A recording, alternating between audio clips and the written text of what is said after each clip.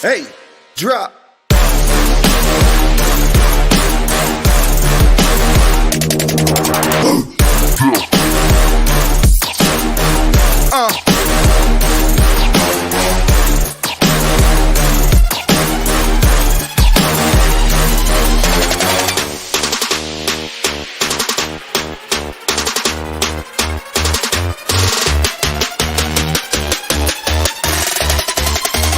Yeah, hey, drop.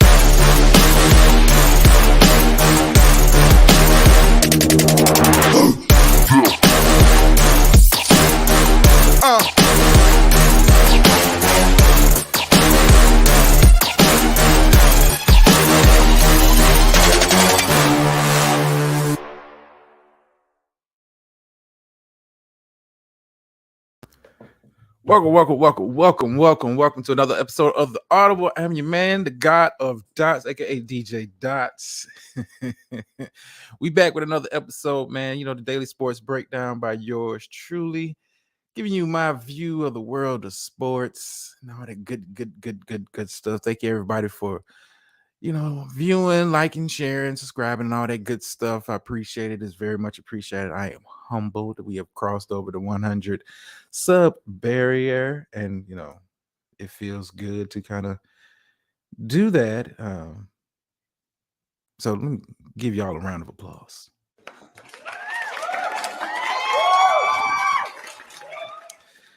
All right, so we're gonna kind of get into last night's game. We're also going to talk about the NBA draft lottery happened last night. And if you're looking at the screen, you see the ticker is Victor overrated. I presume number one pick, Victor Wembanyama. Is it Wembanyama? We're just gonna call him Victor Dub. Is he overrated? Now I've been around long enough to where I've seen guys come in with a lot of hype, but I've never seen, probably since LeBron, a guy come in with this level of hype. I guess we'll start there. Never seen a guy come in with this level of hype before. Is he overrated? Now he is 7'4", 7'5", depending on who's doing the measuring that day. But we're talking about a 7-footer who has guard-like skills. I'm not going to take away from his skill set. Has range out to the 3-point line. Has very high defensive potential with the length and the quickness that he shows on the court. He's not just tall and lanky and can't move. Young man is fluid with his movements. But is he overrated? I think the biggest issue he's going to have coming into the league, he's going to have to put on some real muscle. Not necessarily a whole bunch of pounds, but you're going to have to put on some muscle.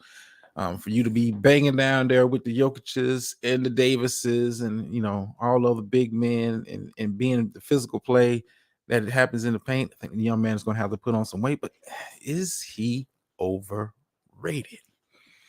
I mean, he plays in France on France national team, has been a professional for a number of years now. So he's got the professional mindset already. We're not talking about a guy that's a one and done coming out of college.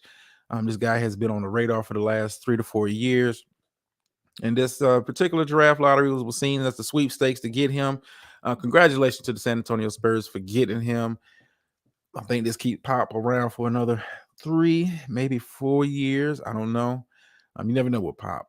He's been doing it for so long. But I think he kind of stays around. But I think this is the right culture for this young man to come into. First of all, San Antonio, we know, is not a major media market. He will have a lot of media attention.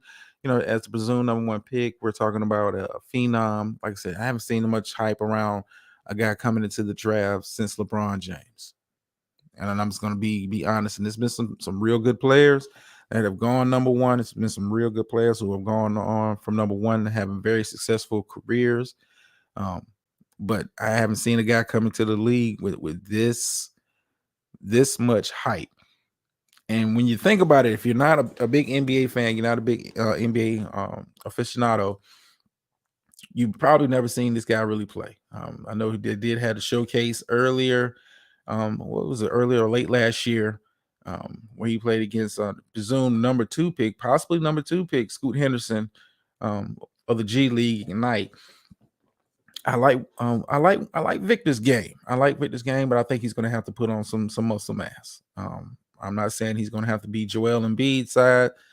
I don't think he needs that much weight, but he's going to have to transform his body kind of like Giannis did. Giannis added weight, but it was muscle. It was muscle. He was still able to kind of keep the quickness, the suddenness of his game, the leaping ability, all of that. But he has to put on some muscle, and that's just my humble opinion on Victor. So, he's going to one. Now the question really falls like who is going number two. Now you have two guys that are kind of locked in. How you doing, Miss VS? Um, you have two guys who are kind of locked in at the number two spot, depending on the flavor. You can either go with Scoot Henderson, who played in the G League this past year, a very explosive player. Can shoot the threes, not very consistent from the three, but is more of a slashing and attacking type guard / forward.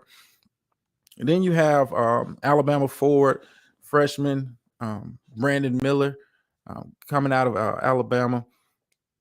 I like what I saw of him. He shot very well from long range. Shot enough from long range to let me know he can consistently shoot from out there. No, I like his game. Question with him coming into the league, of course, if you've been following the sports world, he's been associated with a murder that happened in Alabama sometime last year. It's been reported and alleged that he was the one that supplied the gun that ended up being used in the murder. So his legal situation may play a role and if he goes at number two or not. Right now, he hasn't been charged. He's just been kind of looked at, and it's been kind of a cloud that's been hanging over him the latter part of the college basketball season. Going into the off season, I know top two teams, outside of San Antonio, going to really be looking and really do some background investigations. This is a guy we want to bring into our organization. This guy, is he going to be mature enough to come in here, even though he's young, and come in here with a mature professional mindset? Or are we going to get a repeat of what we're seeing now with Ja Morant with the off the court foolishness? Like, you're a college athlete, man. Like, why are we associating with guns? You know who you are. You have potential to be making millions. We're talking about generational wealth. Not only change your life, but change the life of your kids and their kids. I mean, you just don't get those opportunities like that. You just don't get those opportunities. And I wish, young players and especially black players, man, take that opportunity very serious. Apply yourself. You played the sport since you was a child. Why put it at jeopardy to try to be part of some image that you at this point you can't relate to? I mean, you're Ja Morant. You got millions. You wanna be surrounded by guns. You hire security. I mean, Jesus. I mean, the Plaxico Bird situation years ago didn't teach you guys nothing. But yeah, Brandon Miller is possibly the number two pick, but like I said, his off the court issues may prevent him from being number two. Not to say he won't have a successful career. I think if he's able to kind of keep his head on straight, I like the talent level. I like the skill set that I've seen from him, and the fact that he did it in on a major level, did it in big time college basketball, D1. Put Alabama basketball on the map last year. So I'm curious to see if he goes number two. Like I said, number one is a lock. My question is Ben. Oh, man. How you doing, Gator girl? I knew you was coming in with something. Knew you was coming in with something. Ms. VS says, agree to Saturday. Can't take that street. And here's the dilemma. It's not like, I'm not saying you guys, when I'm talking about you guys, some of these players and athletes, man, some of you guys come from rough neighborhoods, man, but you ain't gotta act like it with the foolish behavior that you see in those communities, low income communities, black communities, man. You don't have to display that. Why are you on an Instagram live with guys that that you're paying for whatever they're doing, hanger-ons, and that's how I look at it. Because a hanger-on, man, look, if I'm with a guy, like a John Moran or a LeBron James or any one of these athletes that's making multi-millions of dollars, man, I'm keeping you clean. You not having issues. If you have a problem in the club, guy step on your shoes, I'm handling that. I'm handling that. Why would you surround yourself with people, man, who don't want to keep you insulated and keep you protected and understand what you mean, not only for them and their family, for maybe for you and yours. I always say, I give big props to LeBron James. LeBron James say, hey man, you ain't gonna hang around with me. I'm gonna put you on. You're gonna have to be on some business type stuff. And I'll be damn. Everybody that run with LeBron from high school, his crew, them guys are multi-million dollars people in their own right, in their own field. That's that's when you talk about having your circle enrich you. And we're not going to embarrass ourselves, and we're not going to embarrass you. You are the brand, you are the product. We're here to protect you, man. I'm old school. I remember, you have a hot young basketball player, football player back in the day, neighborhood, the older heads, they kept them clean. They kept them away from that nonsense. The drug dealer didn't sell to him or his family.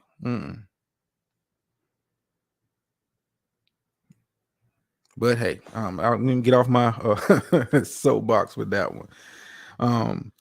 Ms. VS says, yeah, that part, hang on. So not to be called a sellout. Listen, let me tell you something. How could you be called? I'm like this. If you're enriching your community, you're giving back to your community, I could care less. And then this I don't want to kind of jump out the realm of sports, but kind of, when you get successful in life, you got to understand, with elevation comes separation. As you elevate in life, it may mean more money, it may mean a different mindset. As you elevate, it requires separation. Eventually it requires separation, and sometimes the separation part is hard for a lot of people to kind of get their head around. And I hate to see situations like Young Dolph happen. Like, yeah, you gave back to the community and you thought the hood loved you, but you ended up dying at the same hood that you talked about in your songs, the neighborhoods you showed love to by giving back and having stuff for the community. You sell out, man. Please sell out. Ms. VS says not everyone is pushing you up the ladder but pulling you back down. Agreed. Like I said, Brandon Miller, you have an opportunity here. I don't know, like I said, I don't know how your situation is going to play out legally, but you have an opportunity here to kind of change the narrative. Like I said, change the narrative for you, your family, and generations after you. To really, they really your friends, and you hang around. I'm not gonna call them hang-arounds. You call them friends. But if they're not trying to, enrich themselves or enrich you or protect you, man, you need to cut them off early. You'll find yourself in a situation with John Morant. Like I said, John Morant probably looking at a 20+ game suspension to start out next season. Like I said, I talked about it last night before I went off the air. Adam Silver kind of talked about it, and he was like, we thought at the time 8 games was enough, but you know, this is an embarrassment. And you have people out there defending, like, yeah, it's the off season. How the gun is it legal? Or like it's the optics, man. It's the optics. You have to look at yourself as a pro athlete. You have to look at yourself as a business. That's what you are. You are a business. As in the word of Jay-Z, I'm not a businessman. I'm a business man. Ms. VS says there are clauses in the contracts. Yeah. John Morant, due to him getting suspended and not making an all NBA team, when you look at his stats, he clearly deserved to be on one of those 3 all NBA teams. Cost himself $38 million. So was that argument with the 17-year-old in your backyard worth $38 million? Was video being released to you in the club with a gun worth $38 million? I mean, LeBron to me is the model. It's the model. As a pro athlete, you should be striving to have that going on, to not where you're eating, but everybody at the table is eating on their own. Yes, VS says I would have been pissed if I was a spouse. Yeah, 38 million. He lost a chance to get $38 million on a future contract extension because he didn't make All NBA. $38 million. Crazy, crazy, crazy, crazy. But speaking of crazy, let's talk about last night's game. 8:30 tip off tonight for Boston and Miami. I'm looking forward to that series. Boston has been talking about they want that matchup, but we're gonna talk about the matchup from last night. My Lakers, unfortunately, went down. It was a game of two halves. First half, couldn't get a rebound to save our lives. Yoke had a triple double at the half. I was waiting for Darvin Ham to come up with some kind of strategy, make some kind of adjustment in the first half. It just wasn't happening. It just wasn't happening. Like, AD played awesome. LeBron played well. KCP got going for Denver. I think that was a big plus. Jamal Murray, got it going. But I like what we did from a Lakers fan. So I'm gonna have, like I said, it's a tale of two halves. First half, we look bad. We look like we didn't belong on the court with Denver. Second half, we kind of tightened up, made some adjustments. I like the adjustments Darvin Ham made. I think for this series, for us to win, we're going to have to be a bit unconventional. I talked about in game one, AD is going to have to be, real focused on the defensive end, but I think he did enough last night on the defensive end, and I like what Hachimura was able to do on Jokic. Not that you can slow him down, but I think with a smaller player, but Hachimura's got a little size on him. He was able to kind of bother Yoke, kind of help bog down the Denver offense, especially in that fourth quarter as the Lakers made a run, get back into that game. Overall, we lost, but it's a lot of positives to take away from it, and I'm pretty sure Denver's going to come out with a different attitude, different mindset, different game plan in game two. I think they had a lot of success with the rebound, offensive rebound. That means extra shots, easier buckets. I like the fact that I'm just speaking in general that Denver didn't fold under the pressure. They showed a lot of poise down the stretch because a lot of teams with the Lakers making a run like that would have probably folded in that fourth quarter. When the offense got kind of bogged down, discombobulated. Now I'm gonna keep it a buck. Rishi said Rui ain't clamping. No, he's not. But I like, because you put Hachimura or maybe even put LeBron defensively on Yoke, you're not stopping him. But it allows AD to kind of save a little energy on the defensive end, and be able to contribute what he contributed last night on the offensive end. So I like that move in the second half. You saw, Hachimura guarding Yoke. Like I said, Yoke is going to be Yoke, but you just got to make him work for it. Make him work for it. And let's keep it 1,000. They hit some unbelievable shots coming down the stretch. A lot of them, they was just kind of chucking up at the end of the shot clock.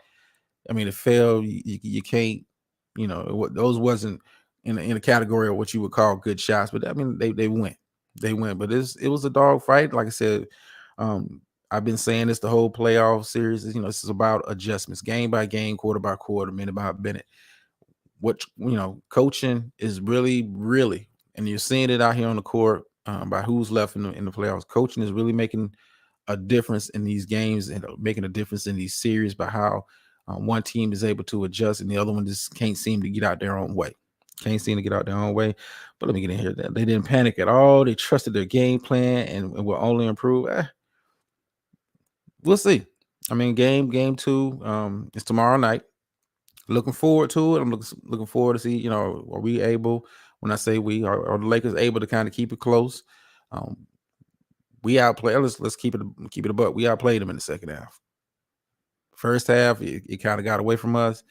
Are we going to shoot as well as we did from three? I want to say we shot over 40% from three yesterday. I think Denver was close to 50, not a little bit over. I don't know. Our history showing we're not a good 3-point shooting team. We're able to shoot it, but we're not, consistent with shooting the three. But I think, we made, like I said, we outplayed them in the second half. So I could take that as a positive. It was a game of two halves. Unfortunately, we got behind too big in the first half. But it was a game. It was a game. It's a hell of a series. As a basketball fan, you can't be helped but be excited, and you can only hope that Boston and Miami kind of, keep that momentum going.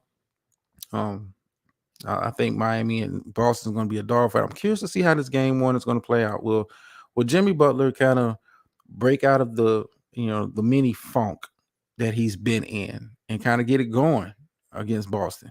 Kind of get it going. Will we see playoff Jimmy appear this year? Because he didn't really make an appearance during the Knicks series. Not to say that he played bad, but when you compare his Knicks series to his Bucks series, it's like two different players. But I think it's going to be a good series. I'm looking forward to it. Tip-off is tonight at 8:30. Tip-off is tonight at 8:30. But kind of before I get up out of here, because, I want to get back and kind of chill and watch the game. It was another story that kind of caught my attention. Oh, yeah. Houston basketball coach. I'm talking about Houston, talking about okay. Houston basketball coach, I'm talking about college basketball, Kelvin Sampson, has been interviewed for the Milwaukee Bucks job. Not to say that the man can't coach. He's done a great job at Houston as far as like turning around that program. He has a good track record when it comes to college basketball. NBA, I mean, I don't know. I mean, I thought, as a college coach, I thought Toronto would have been looking at him, considering the young talent they do have there in Toronto and trying to build around. Milwaukee is much more older team, much more veteran team. Will they be able to respond to a college coach coming in? And he has some credentials. He's not a slouch. But I think if you're bringing in Kelvin Sampson, it's clear to me that Giannis has to sign off on this. If Giannis doesn't sign off on this, I don't see this being a good coach hiring for Milwaukee. But we'll see. Get a girl here with the continuous Laker hate. Talking about we got some helpful whistles. Hey, you play the game. You play the game aggressive. You're gonna get those benefit of a doubt calls. But let's keep it a buck. It was a game of two halves.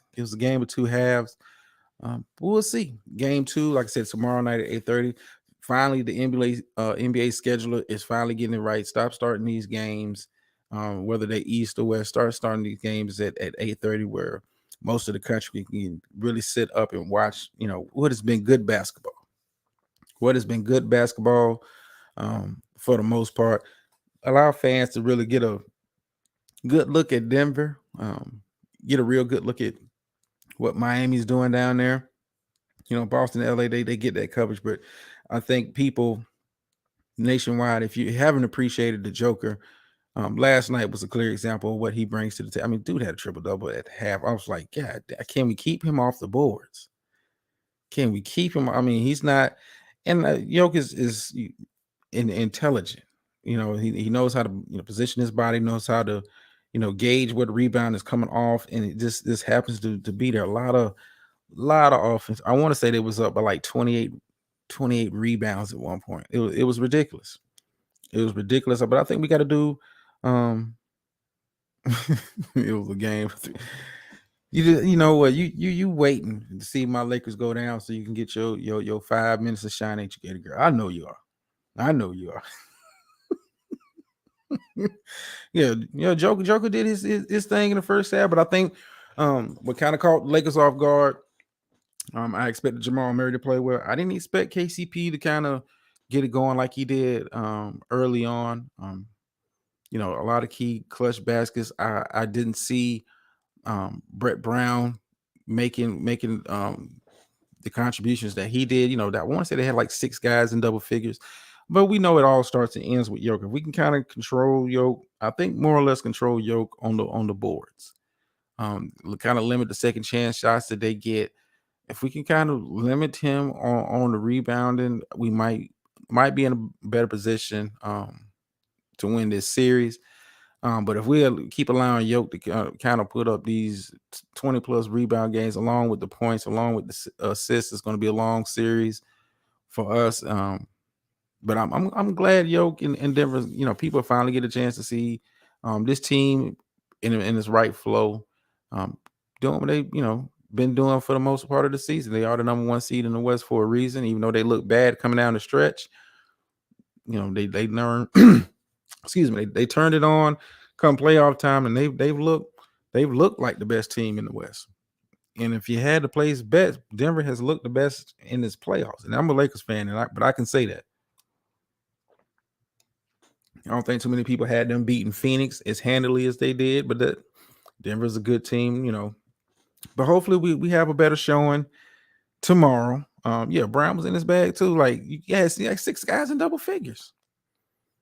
And for the Lakers, defensively, that wasn't our best performance in the first half. I think we did a lot better defensively in the second half, which allowed us to kind of get out, run, and get back into the game. And we had a chance in the last couple minutes to really make it tighter than what it was. But we had some missed shots.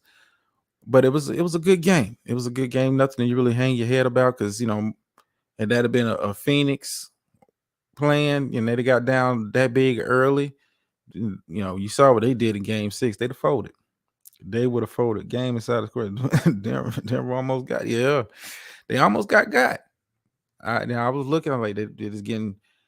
The Lakers defense is starting to play ball. They're getting some turnovers, but it was a good game. Like I said, I enjoy, Laker fan or not, I enjoy good basketball, good clean basketball. It was a nice game to watch. Anthony Davis, I'm gonna need that same kind of energy. I'm not expecting the same kind of production point wise, but I need that same kind of energy where you want to get out, make defensive stops, be aggressive on the offensive end, really challenge Joker to play you as you play him. But we'll see. Miami, like I said, Miami, Boston, 8:30 tip off tonight. Let me kind of get up out of here.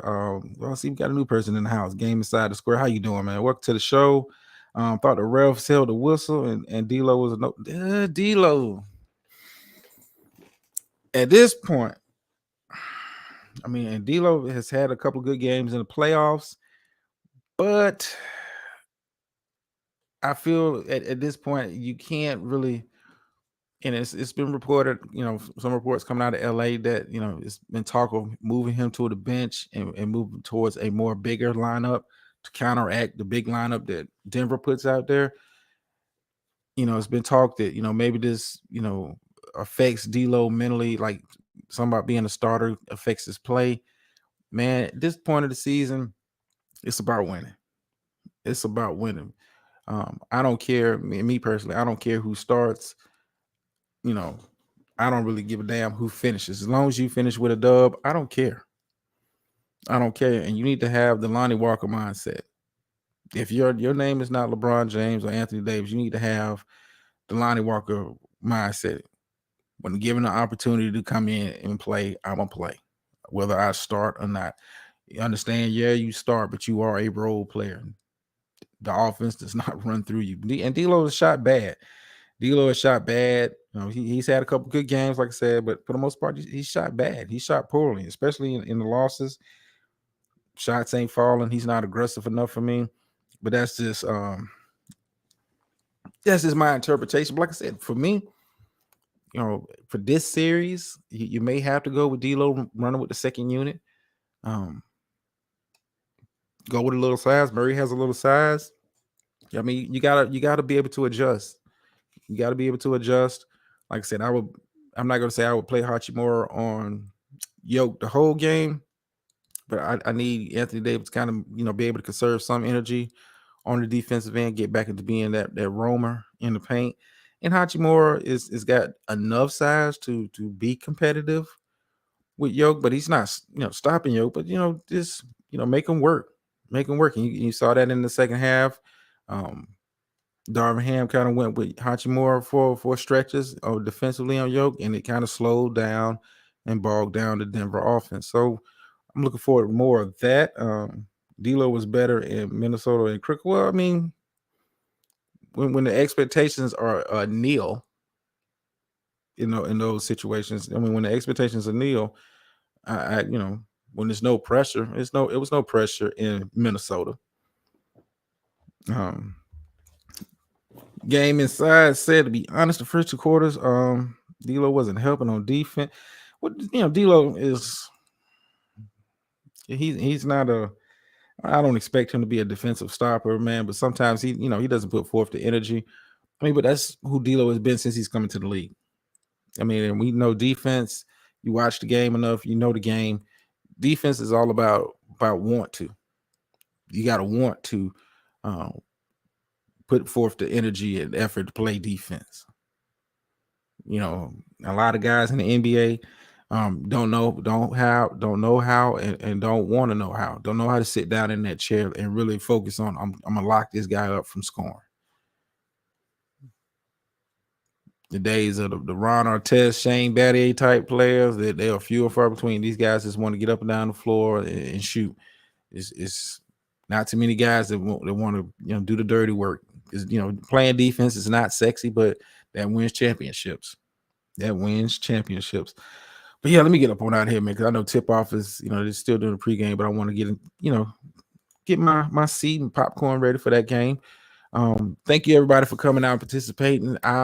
Tomorrow I won't be able to do a show. I'll be doing a little work. So but Friday I'll be back at same bat time, same bat channel, 8:00, ready to get it in, breaking down. Probably by that time I'll be breaking down Boston Miami game 1. I'll be breaking down Lakers Nuggets game 2. Any other sports news to come across my waiver wire, I'm gonna be breaking it down on this Friday. Thank you everybody for coming out. Who you got game 1? Game is well. I got Miami game 1. I think Miami go in there still game 1. And that's that's my pick. That's my pick. I got Miami still in game 1. I think Jason Tatum kind of comes back down to earth. I've been saying it all postseason. Jaylen Brown is the most consistent Celtics player this playoff run. I think Jason Tatum comes back down to earth. Gator Girl says Boston wins. Hey, you know me and my picks. But so far I've been right on them Lakers, and I've been right on them Lakers. But yeah, thank you everybody for coming out. It has been a pleasure as always. Be back on Friday. Still don't have an outro, but I'm out.